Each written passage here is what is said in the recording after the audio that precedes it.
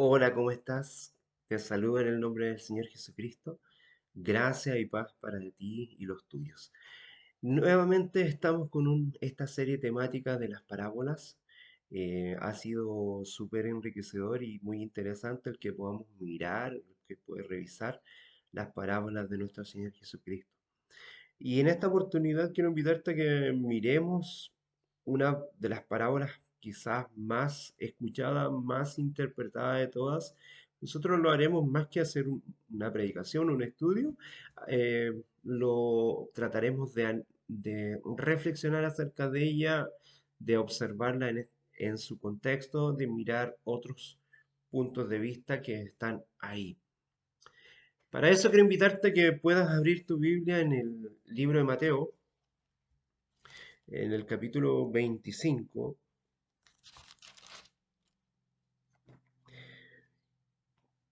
con el verso 29. Dice, porque el que tiene le será dado y tendrá más, y el que no tiene aún lo que tiene le será quitado. Porque al que tiene le será dado y tendrá más. Y al que no tiene aún lo que tiene le será quitado. Esto es quizás la finalización de una de las parábolas, la parábola de los talentos, que es muy conocida. Días atrás pusimos otra de las parábolas que están aquí, que es la parábola de las 10 vírgenes, en el mismo capítulo. Y también miramos un poco el contexto y por qué Jesús habló acerca de estas parábolas. Principalmente en este caso tenía que ver con la venida de Jesucristo, con su segunda venida, ya que el capítulo anterior, que es el capítulo 24, habla de la destrucción de Jerusalén y de su segunda venida. Y es por ello que Jesús también toma esta parábola de los talentos para mostrar elementos de su reino. Quiero invitarte a que entonces podamos orar al Señor y tratar de meditar un poquito acerca de esta parábola que seguramente la has escuchado en muchas predicaciones, pero trataremos de darle otro énfasis y trataremos de poner un contexto para que tú saques tus propias conclusiones y por qué Jesús utilizó este mensaje. Querido Señor, te damos las gracias infinitas porque tú eres un Dios de amor, porque tú nos hablaste y nos mostraste tu reino, nos mostraste las señales de él, nos mostraste que tú vendrías pronto, nos mostraste los cuidados y la prevención que teníamos que tener acerca de tanto de la destrucción de la época, una profecía que sería pronta, así como la profecía del último tiempo. Señor, acompáñanos para que podamos mirar a través de esta reflexión lo que tú nos quieres decir acerca de cómo debemos utilizar nuestros recursos, nuestros talentos y el ponerlos a tu servicio, Señor. Todo esto lo pedimos en los méritos de Cristo Jesús. Amén. Amén. Primero, es difícil encontrar a alguien que no le guste las historias o las ilustraciones cuando son bien contadas, y Jesucristo era un especialista en hacer eso, ¿cierto? Existen muchas narraciones transmitidas de padre a hijo, cuentos que narraban las épocas, que nos contaban los abuelitos, historias registradas también en este caso en la Biblia, en especial las parábolas de Cristo. Ellas atraviesan épocas, culturas, transformando la vida de muchas personas. Cada una de las parábolas ha sido una transformación para volvernos a Cristo, quizás para muchos. ¿Qué privilegio tiene que haber sido el sentarse sobre un pasto o en un lugar, en una ladera o en un lugar semidesértico para escuchar a Jesucristo de los propios labios del Señor, del mismo Salvador, conocer su mensaje, palabras preciosas? Muchos las comprendieron y, como veíamos en el mensaje anterior, eh, muchos, aún oyendo, no fueron capaces de comprender. Con certeza sentimos su dulce presencia cuando estudiamos su palabra. Al meditar sobre la parábola de los talentos nos sentimos principalmente desafiados, direccionados y edificados por la misma, así como fueron los primeros oyentes de esta parábola. Vamos a aclarar algunos conceptos. Primero, la diferencia entre dones y talentos. Ya en otro mensaje, nosotros hablamos sobre los dones del Espíritu en unos mensajes anteriores. Tuvimos como 13, 14 cápsulas, reflexiones acerca de cómo son cómo eh, es o cómo principalmente se muestran los dones del Espíritu, cuando estuvimos en una serie hablando acerca del Espíritu Santo. Entonces, primero, diferencia entre dones y talentos. Básicamente debemos aclarar que los dones son dados por Dios de manera sobrenatural. Ahora bien, hay diversidad de dones, pero el Espíritu es el mismo, como dice 1 Corintios 12. Esos mensajes que miramos anteriormente estaban centrados en el capítulo 12 de Primera de Corintios. Veamos, los dones son el poder de Dios, no de la iglesia, los dones. La iglesia no da los dones, es el Espíritu de Dios. Dios da los dones como Él los quiere dar a través de su Espíritu Santo. Los presbíteros y diáconos son oficios, no son dones. Los talentos a diferencia de los dones, están vinculados con nuestra herencia o con lo que nosotros podemos desarrollar a través del tiempo. Los talentos se desarrollan, los dones se reciben. Los dones son un regalo. Los dones y los talentos son dos conceptos diferentes. Muchos hablan de los dones como si fueran talentos u oficios naturales, como el don del canto, que no está, es un talento, habilidades específicas en las artes, la poesía, etcétera. Recordemos lo siguiente, todo esto lo hace un mismo y único espíritu, como bien dijimos, quien reparte y determina según él quiere. 1 Corintios 12, verso 11. Ya en algunas reflexiones anteriores pusimos mucho énfasis a este tema. En primer lugar, es importante que se aclare que la parábola de los talentos de Mateo 25, del 14 al 30, aún no tenía mucha semejanza, no es que tenga mucha semejanza con las 10 minas de Lucas del capítulo 19, del 11 al 22. No se trata de la misma historia. Primero, la parábola de los talentos no es la misma de la que está contada y relatada por Lucas. En este caso, no se trata de la misma historia, según los relatos de Mateo, en cuanto que la otra fue narrada en Jericó. En la parábola de las 10 minas, para hacer esta diferenciación, cada uno de los 10 siervos, acá tenemos 10 siervos, debería negociar con la misma cantidad, más cada uno recibió diferentes recompensas. Ahí hay una diferencia.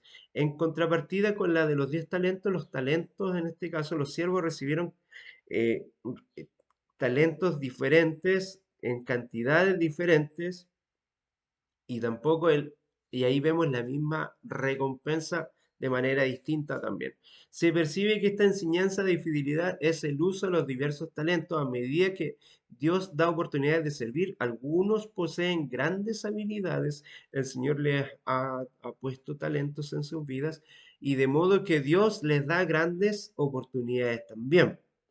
En la historia de las minas, de las 10 minas, cada siervo recibe un mismo valor que seguramente representa el mensaje del Evangelio. Mira lo siguiente, Primera Tesalonicenses 2, lee específicamente el versículo 4, míralo. Primera de Timoteo, capítulo 1, verso 11. Primera de Timoteo 6, 20. Te invito a que puedas mirar eso. Nuestros talentos y nuestras habilidades son diferentes. Nuestro trabajo, sin embargo, es el mismo, que es el compartir la palabra de Dios de modo que se multiplique y se propague por el mundo, como estábamos diciendo en la parábola anterior. Primera de Tesalonicenses 1:8, segunda de Tesalonicenses 3:1. Te invito a leer. Dicho esto, volvemos a esta parábola que estábamos revisando. Ahora, ya dejamos la parábola de las 10 minas para que tú mismo después las puedas revisar y en otro momento yo la voy a volver a tocar y nos enfocamos en la parábola que te invité a reflexionar en ella, que es la de los talentos. Aquí hablamos de cuatro personajes de dinero con obediencia y negligencia. ¿Para cuál será el verdadero foco de la historia? Jesús solo quería enseñarles sobre el emprendimiento, sobre cómo administrar los bienes que nos son confiados. En ningún caso no tiene que ver, si bien es cierto, gran parte de las predicaciones que tú y yo hemos escuchado, el énfasis de los conferencistas, de los evangelistas, de los pastores, lo han puesto ahí, pero definitivamente no. Hay un mensaje mucho más importante y urgente que está entre líneas. Destaquemos algunos puntos que definen por qué Jesús contó esta parábola.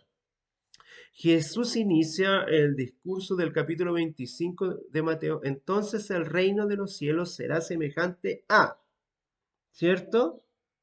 10 vírgenes, dijimos. Y aquí nos cuenta la parábola de los 10 vírgenes, tema que ya tocamos en una de las reflexiones anteriores.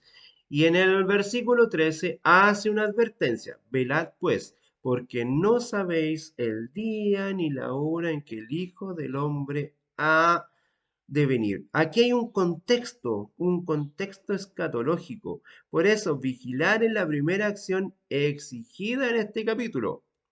Recordemos que en la parábola de las vírgenes o las novias, estas deberían esperar al esposo con las lámparas debidamente encendidas, con el aceite suficiente para mantenerlas así por el tiempo que fuera necesario.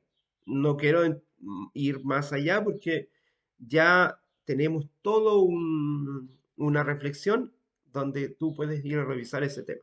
Ya en la parábola de los talentos, el maestro enseña lo que debemos hacer con los dones y los talentos que el Señor confió a cada uno de nosotros en cuanto aguardamos su venida. Ese es el contexto y en ese contexto están los personajes. Vamos a mirar. Personaje número uno, ¿cierto? El hombre de la parábola era con seguridad alguien muy rico que cuando leemos que él confió 8 talentos a sus siervos. Quizás no sepamos cuánto eso vale. Según fuentes históricas, el valor difería de un lugar para otro o en una época para otro. También dependía del metal usado, fuera cobre, plata u oro. En promedio, un trabajador común necesitaba de casi 20 años para ganar un talento. ¿Lo puedes imaginar?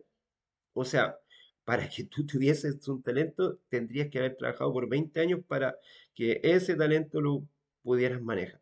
Además de rico, en este caso el hombre, ¿cierto? Que se muestra acá, este señor era también bastante inteligente, pues no confió toda la riqueza en una sola persona, ¿cierto? En este caso, si él eh, distribuyó estos talentos, cuando nosotros hablamos de los dones espirituales, el Señor también ha capacitado a su iglesia con diferentes dones puestos en diferentes personas. ¿Verdad? Primera mirada. Si él hubiese depositado todo en un solo hombre, quizás estaría arruinado. Además, supo identificar la capacidad de cada uno de sus siervos, porque a cada uno le confió valores diferentes, ¿cierto? He aquí un hombre que daba oportunidad para que esta persona que recibía el talento tuviese la capacidad y éste se pudiese desarrollar y que confiara en sus administradores.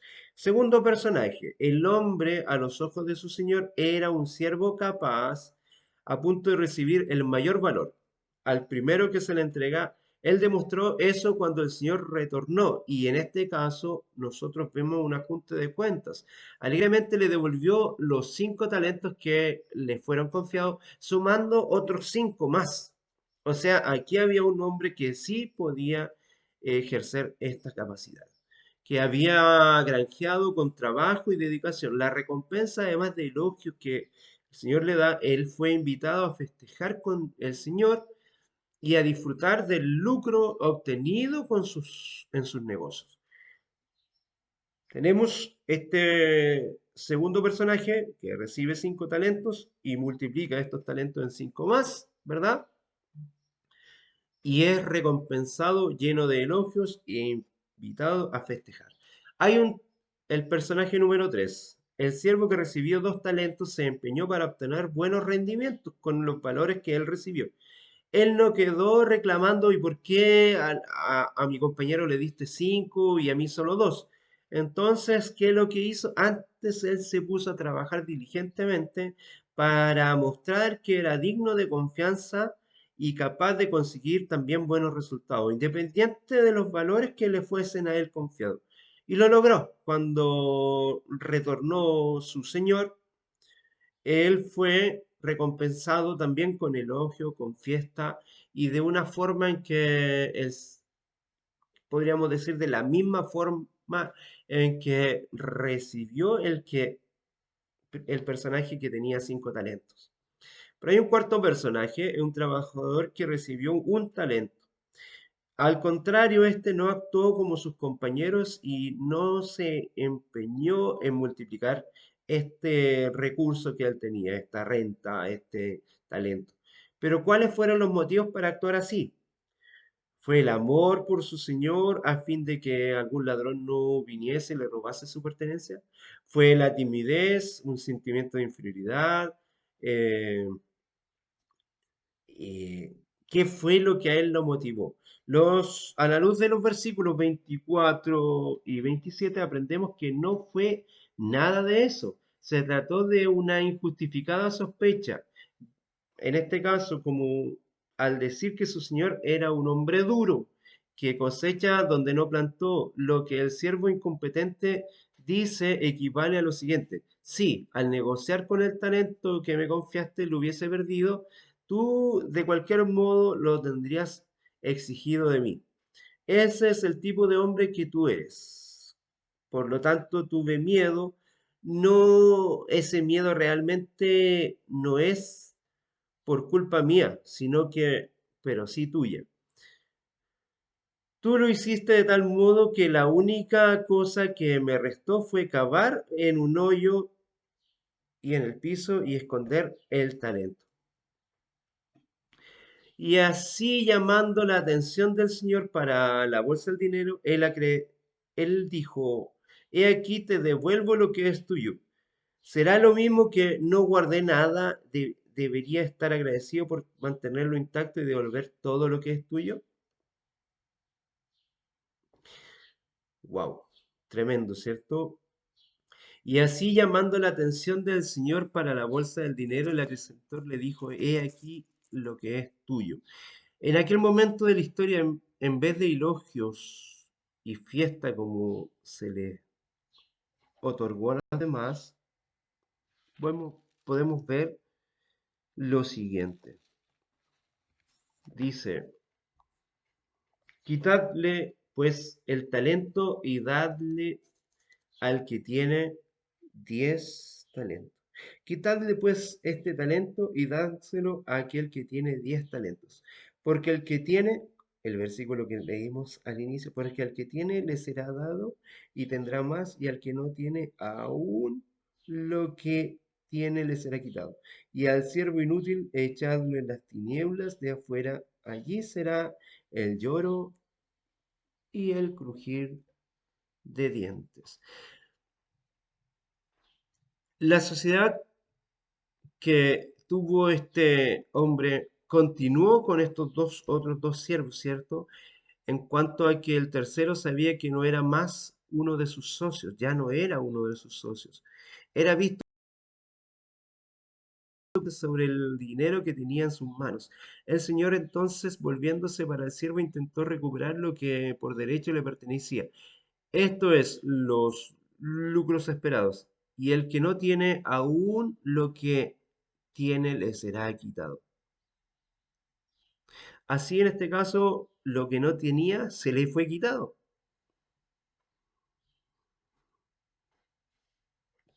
El siervo era inútil y también dice que fue lanzado fuera, donde sería el lloro y el crujir de dientes. En este caso no se refiere necesariamente al infierno, aun que esa es la costumbre de muchos de los teólogos y muchas de las personas que llevan ese mensaje hacia allá. Es arriesgado desarrollar una teología en base a parábolas, pues el propósito de ella es ilustrar verdades con mayor claridad. El siervo fue tratado con severidad por el Señor, perdiendo la oportunidad de servir y no recibió ninguna recompensa. Cuando los discípulos escucharon esta parábola, pueden haber pensado que no se aplica para ellos, ¿cierto? Ni para sus contemporáneos. A los judíos habría sido confiada la verdadera palabra de Dios. A los judíos se les entregó la palabra de Dios. Ellos podían ver el paralelo entre este Señor y su siervo asociando a Dios con Israel. Dios dio a su pueblo judío la palabra y esperaba que él tornase su revelación conocida en todos los lugares, en todo espacio, con toda la civilización humana. Los discípulos de Jesús quizás hayan visto a los fariseos como defensores de la ley, a los maestros de la ley personificados en el siervo que enterró el único talento que su maestro le había dado. A los líderes religiosos de Israel había sido confiado un depósito sagrado. En tanto, muchos fallaron dejando de usarlo de modo apropiado. Ellos se sentían satisfechos de poder devolverlo a Dios, diciendo, hemos guardado la ley, la hemos guardado y la tenemos oculta y guardamos para ti, hemos guardado esto que porque tú eres un Dios severo y conservamos lo que tú nos dejaste. Haciendo esto, ¿qué pasó? Que fallaron, pues no lo pusieron para que esto rindiera, para que diera fruto, para que se esparciera por el mundo y pudiera crecer. La parábola de los talentos fue primeramente direccionada a los discípulos de Jesús, los únicos a quienes el Evangelio de las buenas nuevas se les había confiado hasta ese momento. A ellos les fue dicho que predicasen el arrepentimiento y el perdón en nombre de Jesucristo a todas las naciones, comenzando primeramente por Jerusalén. Pero sabemos que la enseñanza del texto no se limita a los discípulos. Hoy, en este caso, esta parábola dialoga con todos los que somos cristianos profesos. Y en este sentido, en nuestro ser debería pensar en los detalles de esta narración y exagerar nuestras vidas para no incurrir en el error de este siervo negligente. Así el Señor de esta historia, nuestro Señor Jesús, partió por un periodo de tiempo de esta tierra. Nos dejó sus bienes confiados a nosotros para que usemos de la mejor manera posible todas sus cosas. Las riquezas y la gloria proceden de ti, dice Crónicas, y tú dominas sobre todo, en tu mano está la fuerza y el poder, y en tu mano el hacer una sed grande y dar poder ¿a quién? Como dice Crónicas, primera de Crónicas 29:12, poder a todos. A los judíos,